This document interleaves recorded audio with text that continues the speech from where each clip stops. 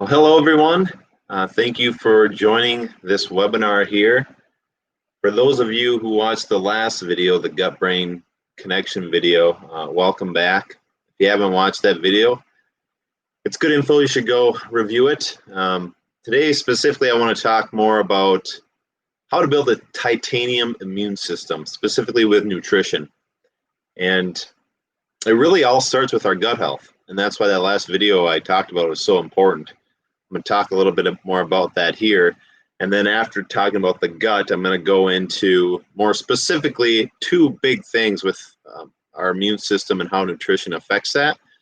And that's looking at sugar specifically, sugars in our diet, and fats, two really important components specifically relating to our gut and our immune system, which is very pertinent right now.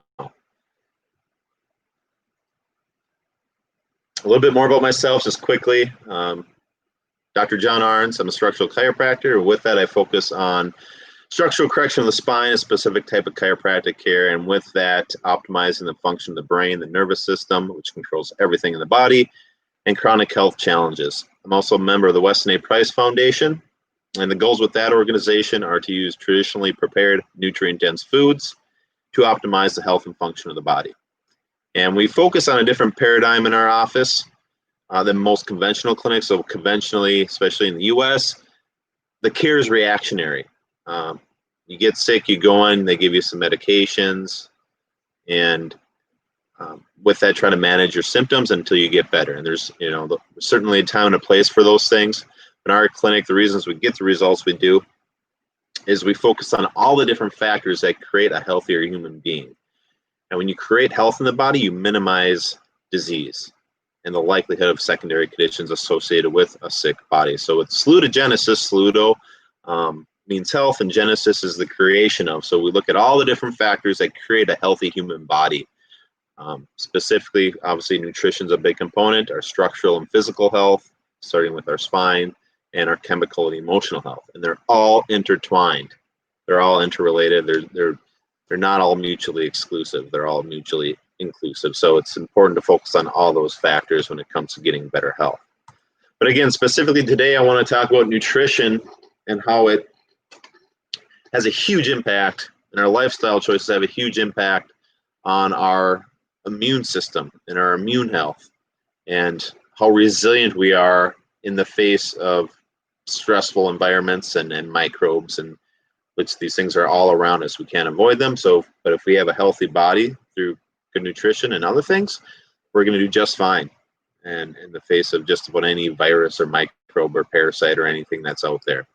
But again, it all starts with our gut. It starts with our gut health. And I'll change the screen here for you so you can see a little more.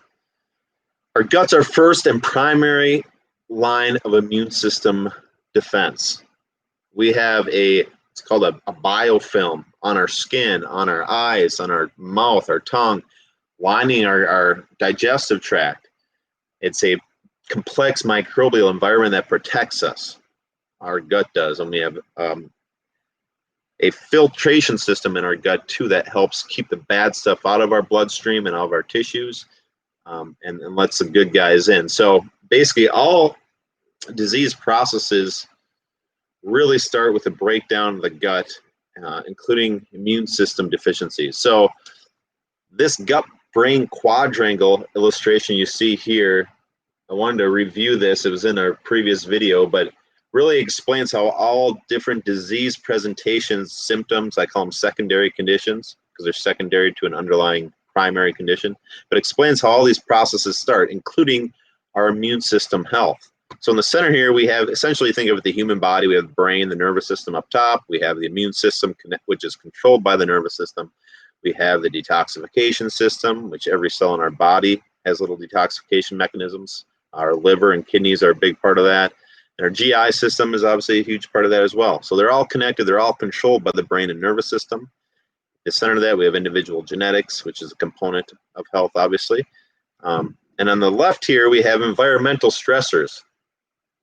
So physical stressors, chemical stressors, mental, emotional stressors. These are the primary causal factors of bodily dis-ease and dysfunction. We're exposed to these forces, these stressors over the course of our lifetime. And this is ultimately what causes the breakdown of our body and leads to dysfunction in different diseases.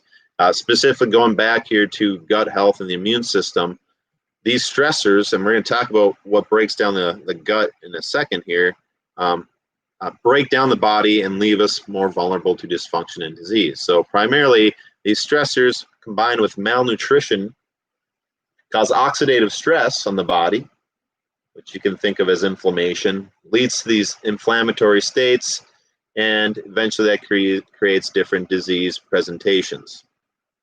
Specifically with the immune system here, actually, first I want to talk about leaky gut. This is specifically the breakdown of the gut lining. This was in our last video as well, but this is important to understand with the immune system, because remember, these cells in our gut are our primary line of immune defense, and we have a complex microbial, bacterial, viral, trillions and trillions of microbes on our skin, on our gut lining that also work with us and protect us when we're in a healthy state. So when this microbiome or our gut health gets depleted or destroyed by all these triggers you see here, poor diet, antibiotics, chemicals, alcohol, being a stressed out state, toxin stress, it causes the breakdown of our gut lining. And it can also lead to pathogenic growth of bad bacteria, which is bad for our immune system. But normally we have these tight cell junctions in our gut, and those become leaky and inflamed and break apart, and we get all these foreign compounds into our bloodstream that shouldn't be there.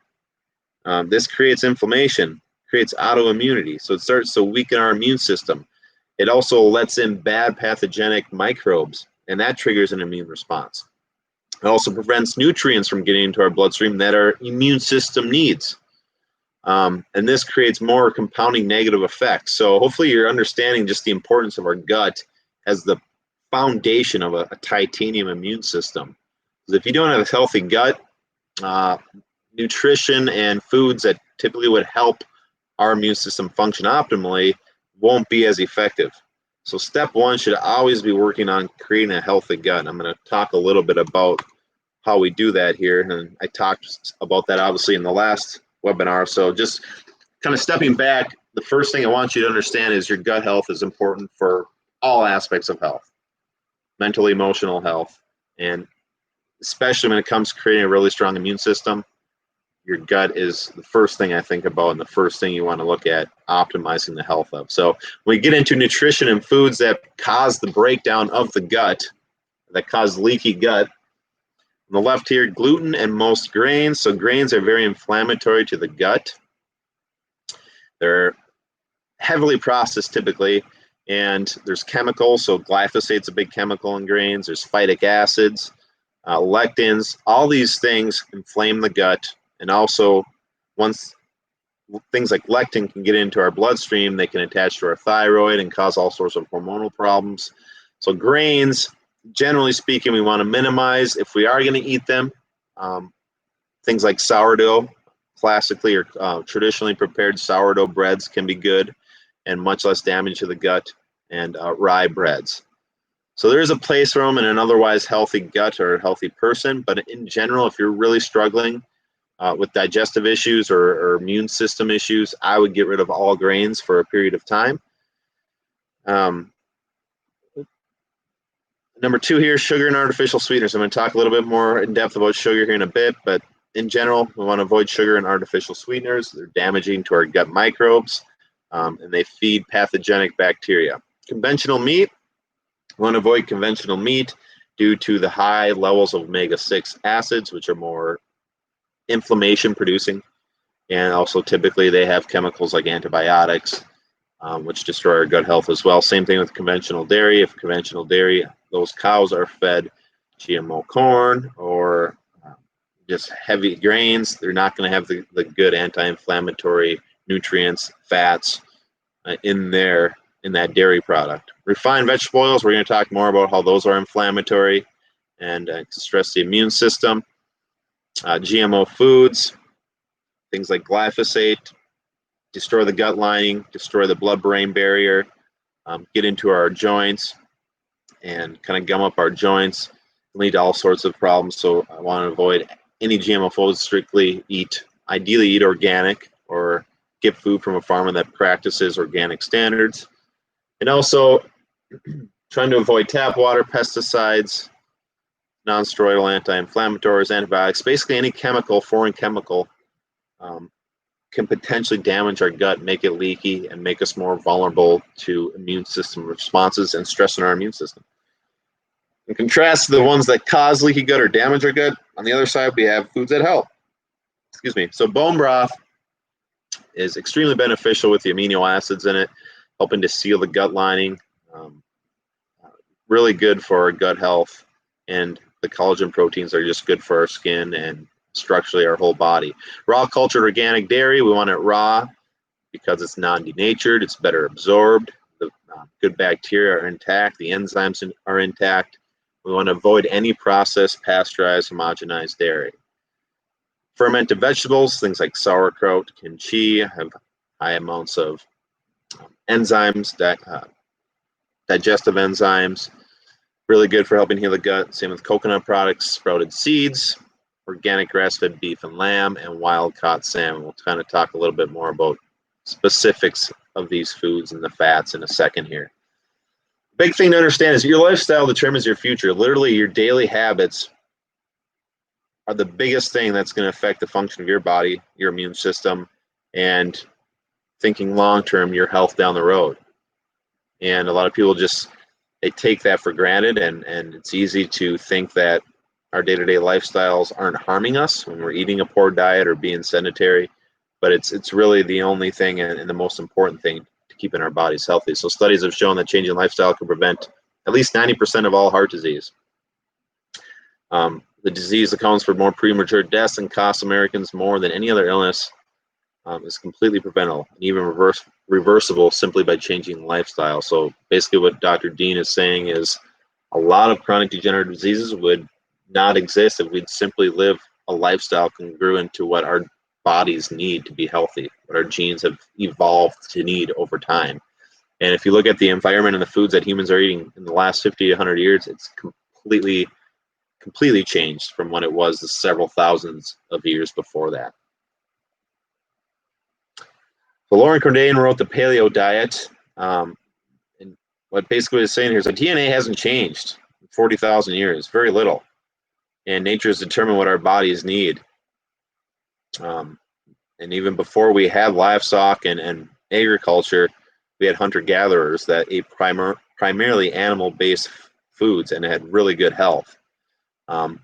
Mainly the causes of death were trauma then, or just lack of food. And that obviously we don't have those problems nowadays. So the reality is we have the technology and the capability to be healthier than we've ever been. But unfortunately, we're not, looking at the stats. So there's a really cool website if you were research the Paleolithic ketogenic diet. Amazing success helping people heal from all sorts of chronic degenerative conditions with a diet primarily based off good quality fats, animal fats, and about 30% specific fruits and veggies. So obviously, conventionally, we're trained to think fats and animal fats and red meats are not good, which is completely not true.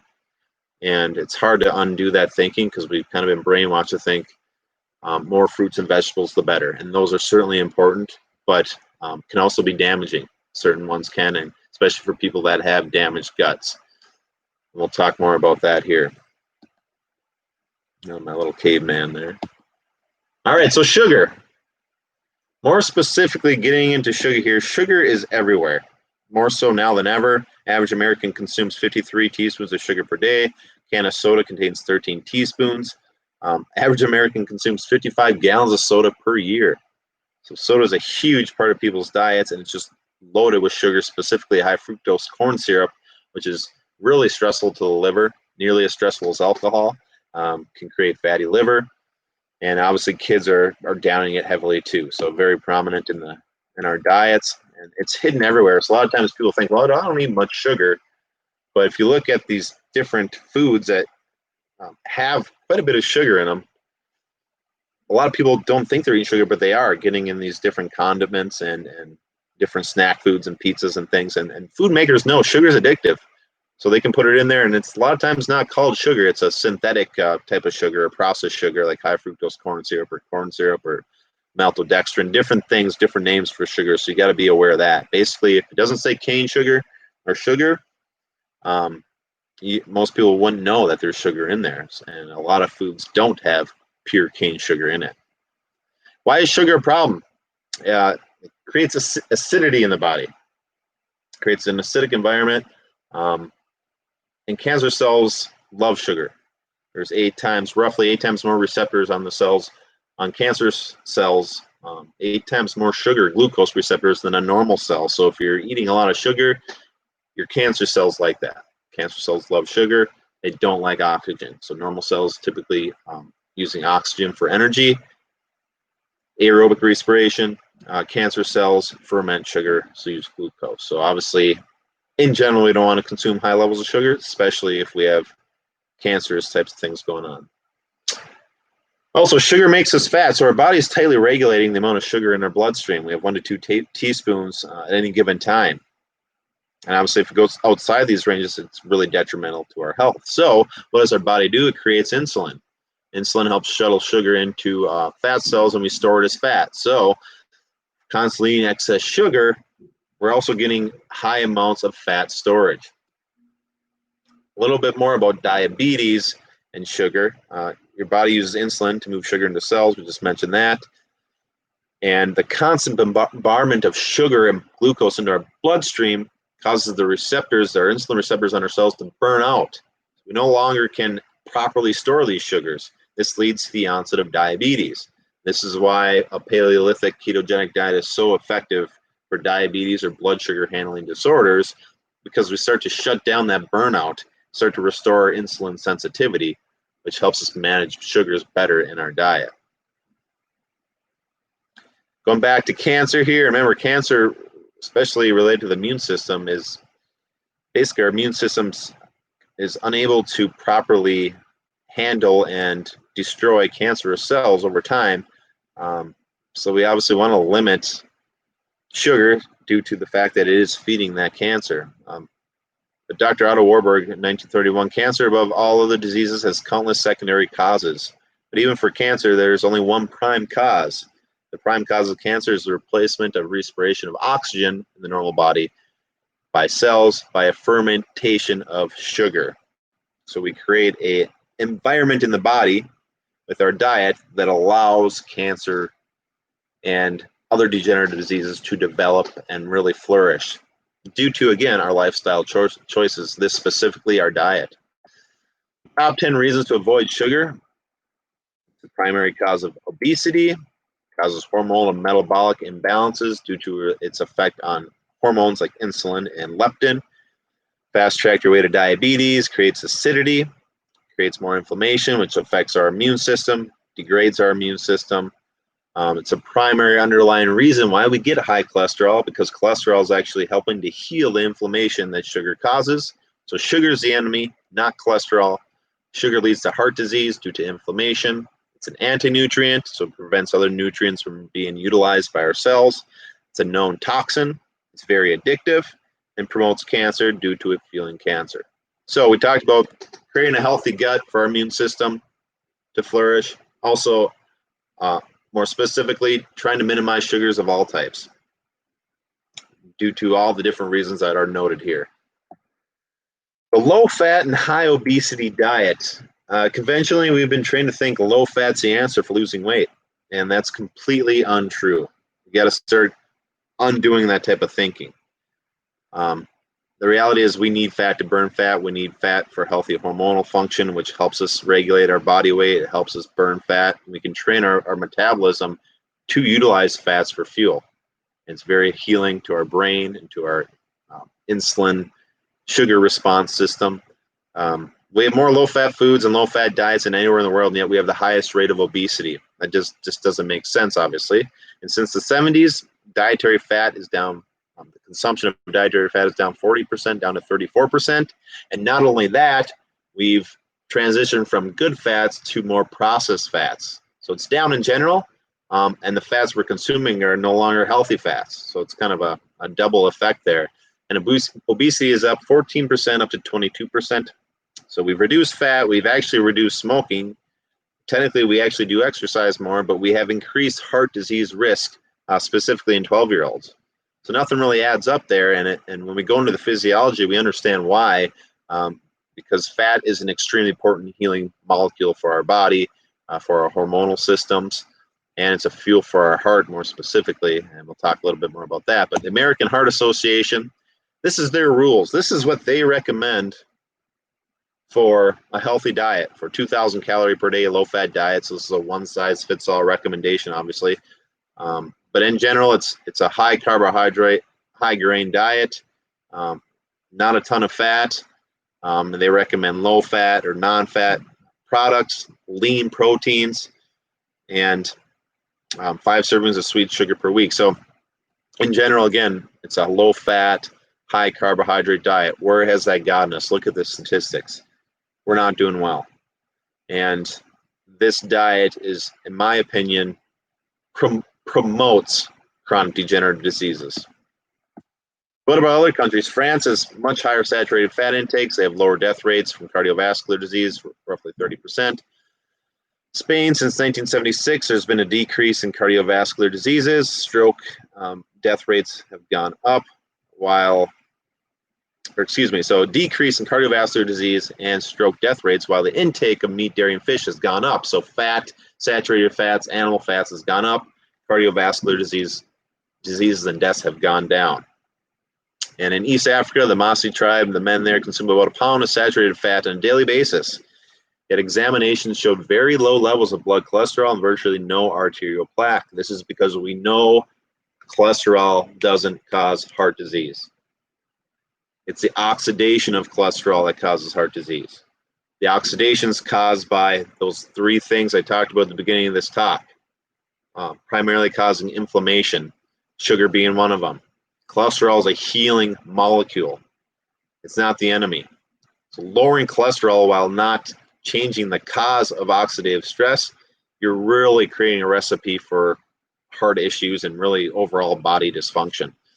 And another study, basically they looked at populations that consumed high amounts of cholesterol, saturated fats, animal fats.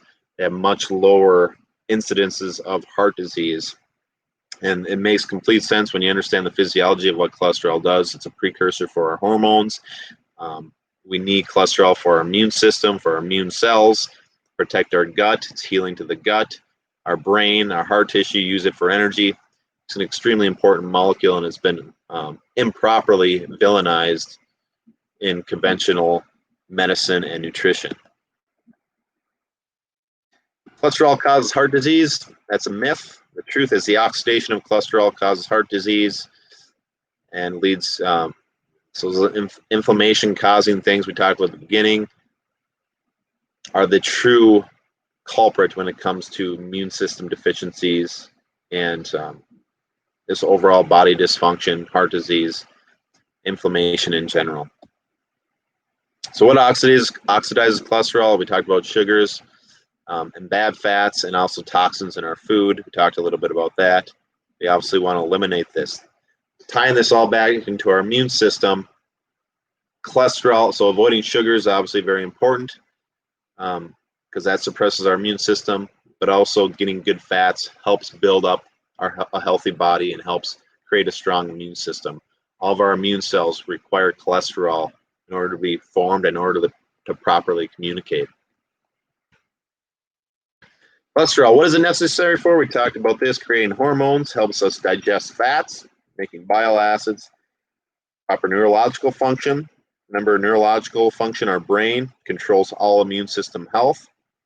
If we're deficient in cholesterol, our brain and our immune system just simply won't function optimally. It's that simple. We require that for those cells to be made and to properly function. In the lining of our nerves, there's a myelin sheath, is primarily, cholesterol is an extremely important molecule for that. And it helps repair and protect cells. So part of our immune function requires cholesterol. So again, if we're constantly trying to lower it by taking statins or consuming foods that are low fat, we're not going to be getting enough cholesterol. And I'd say a lot of people are deficient in cholesterol. Helps with healing. Every cell in our body, literally every cell, is made of cholesterol. It's not the enemy. I feel like I should repeat that forever because we're so ingrained to think cholesterol is bad in our society, and it's not true. So it's not cholesterol that is the problem, it's the oxidation. Again, the oxidation, which is caused by, go back to that first slide where I talked about that gut-brain quadrangle. It's caused by those stressors, those chemical, emotional, physical stressors. Heart disease in the U.S., we have a huge increase from 94 to 2005, and it's only gone up. 70% increase in diabetes, increase in male obesity. Smoking actually has been reduced, so is fat consumption. And 20% more people are actually exercising. And we still have these things going up because our food and our diet is so bad. Heart disease risk factors are an all-time high for the age of 12 to age 34, that age group. A little bit more about fat, which is a huge part of optimizing and building a titanium immune system, is getting good fats, getting your fats right. So there's bad fats and there's good fats. So big myth is fat makes you fat. That couldn't be more untrue. So fat actually is extremely important for burning fat for hormonal purposes. If you're not getting fat, it'll completely change your metabolism and cause you actually to store more fat. So true fat does not make you fat. It is your body's inability to burn it that makes you fat. Your body's inability to burn it is determined by primarily what you're getting in, as far as you're getting in too much carbohydrates, too much sugar, not enough proteins and fats will change your metabolism, what your body's primarily source of fuel is. So we can train our bodies to utilize glucose predominantly, or we can train our bodies to utilize fats and ketones. And obviously, if we can train our bodies primarily to rely on good fats, it creates a better state of health and an optimized function of the body. What are some so healthy fats? Talked about help build cell membranes, help us absorb vitamins, helps cushion our vital organs, protects us from extreme temperatures, helps regulate our hormones. So cholesterol is a building block of our hormones and other fats, saturated fats, and lowers inflammation. Huge part of creating a titanium immune system is having healthy cell membranes, absorbing vitamins and minerals, having healthy organ systems, having healthy hormones, and lowering inflammation. So if you want a titanium immune system, you want to be eating good, healthy fats every day, and I would say in higher levels than we're being told. Fats also allow for proper cellular detoxification through the cell membrane. They make up 70% of our brain tissue, specifically saturated fats found in animal foods. CLA is an animal in grass-fed beef. It actually promotes fat burning. Arachidonic acid is another important fat, especially for infants and growing babies. Their brains are growing rapidly.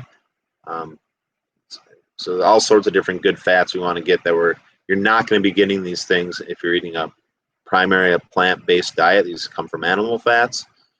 Or if you're eating a standard American diet with processed foods, you're going to be getting more trans fats.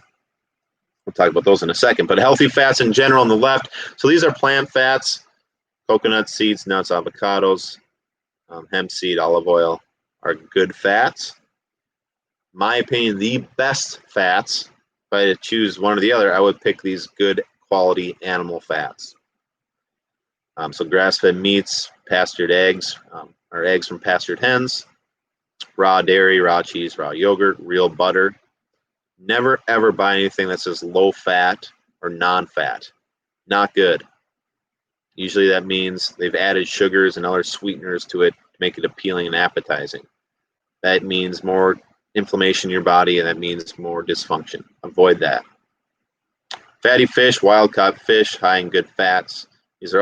All these foods are very high in two extremely important vitamins for our immune system. That's vitamin A and vitamin D. I would say if I had to pick two nutrients that I would want to make sure I'm getting to build a titanium immune system, it'd be vitamin A and D.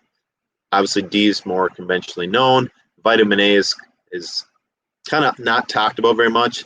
Vitamin A will, in the next several years, in my opinion, you'll hear a lot more about its importance to immune system health. And vitamin A is found in things like dairy and cod liver oil, fermented cod liver oil. Usually you find it in combination with vitamin A, and you want the two together because they work synergistically. So try to get more of these foods in your diet every single day. I know to some people it seems scary, like I'm getting all this fat and this cholesterol, and we've been so trained to think that's bad, but I'm telling you, it is not. You do not want to limit these foods. We need more of these foods to create a healthier body. Damaged fats. Trans fats are damaged fats. Trans fats are primarily, they are found in foods naturally in smaller amounts, primarily in animals that are not eating their traditional diets, but primarily they're created through industrialization and processing, heat methods, chemical solvents. And even though something might say trans fat free, it can still contain some trans fat due to labeling laws. So in general, we just want to avoid processed food and eat whole foods. And we can make sure we're getting very little, if any, trans fats in our diet. So what are the primary sources of trans fats? Vegetable oils, seed oils, soybean oil, corn oil, safflower oil, cottonseed oil, canola oil. These are rancid. These are inflammatory. They inflame the endothelium of our blood cells, which then our body senses and creates cholesterol, because cholesterol helps heal that. But chronically, that gets oxidized because the inflammation source is still there if you're still eating vegetable oils. It's not cholesterol is there to put the fire out, so to speak. We wouldn't go to a house that's on fire, see the firemen, and blame the firemen for the fire. That'd be obviously not logical thinking. And we certainly do the same thing with the human body. We don't want to blame the cholesterol for putting out the inflammation. It's like blaming the firemen for putting out the fire. Cholesterol are the firemen there to heal the inflammation caused by, again, all these things we're starting to talk about: sugars, vegetable oils, processed food. So we got to get rid of those things. Those are the cause of oxidative stress and inflammation. Cholesterol, good. Inflammation, bad. So yeah, that was obviously a lot of information in a short amount of time. So go back, watch the video. If you have questions, please feel free to email me. If you disagree with something, I'd be happy to hear your disagreement, or if you had a different opinion. I love being challenged, so reach out to me if you have any questions, or if you just want to learn more specifically. And obviously now education and knowledge is the first step towards making change. Now you got to take action. What good is knowledge if you don't utilize it to better your life? And the thing you always have to have in your mind is these changes don't come overnight. It takes months, sometimes years, before you can start to implement these things in your daily lifestyle. So it's one day at a time, and then constantly educating yourselves to keep yourselves motivated to make those changes. And with time, you're going to reap the benefits. So as you're doing these things, you keep yourself educated and you know kind of the long term, you're creating a healthier body. That's going to motivate you to stick with it. And along with nutrition, obviously, Kevin's doing a great job of keeping you guys moving. And your emotional health, your physical health is another huge part of the big picture in creating a healthy body. So hopefully it gave you some new and valuable information here with this webinar. And again, if you have questions, please reach out. Otherwise, take care. Wishing you all very good health, and have a good weekend.